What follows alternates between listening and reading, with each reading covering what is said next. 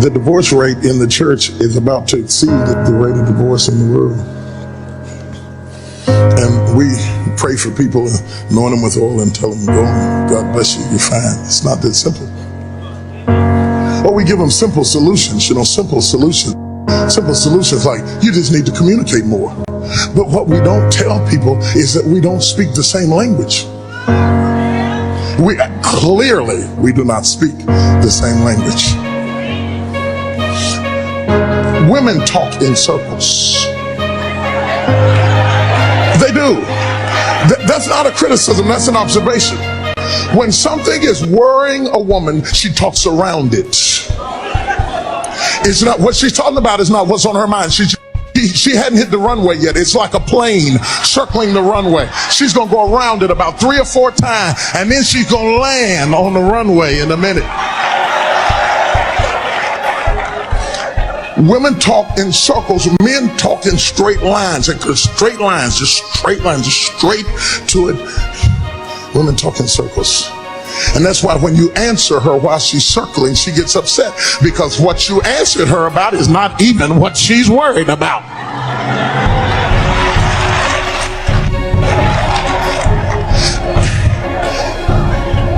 See, I want you to understand this.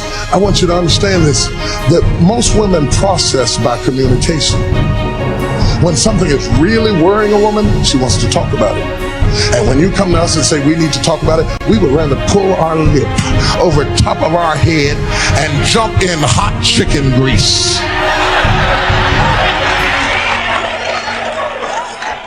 Come on, man, am I right about it?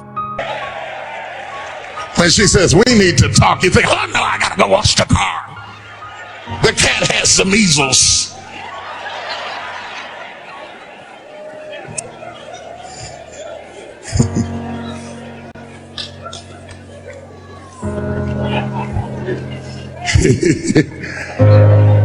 We don't like to talk. Not open confrontation, not with y'all. First of all, y'all remember everything. Yeah, you said it. You were standing over there, you had on those blue jeans and a white t-shirt, and you were eating a strawberry ice cream cone. I remember it. It was Tuesday. It was 3 o'clock. He can't remember what he had on, whether he was standing there or not. He said,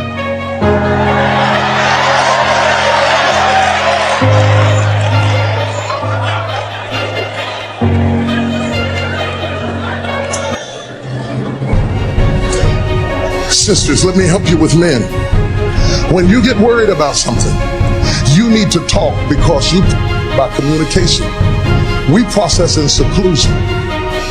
When something is really bothering him, the more it bothers him, the less he says about it. This is what leads to arguments, because you say that as you circle around the runway and he says absolutely nothing, then you say, that's what gets on my nerves about you, always sitting there with that remote control in your hand. Did you hear what I said about these kids?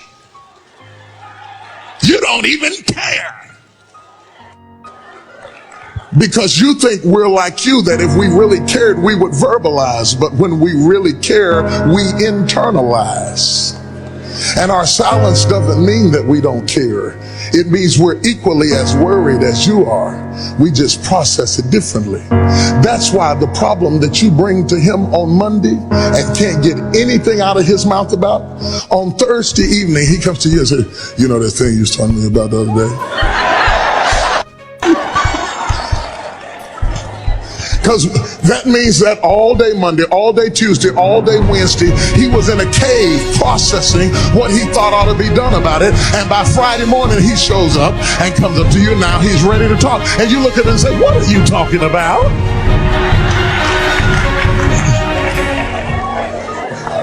We process in a cave. The only problem is, if a woman doesn't understand the things that I'm teaching, when he goes in the cave and process, you can roll a stone in front of the cave and he can't get out. And some men have been in the cave 10 years.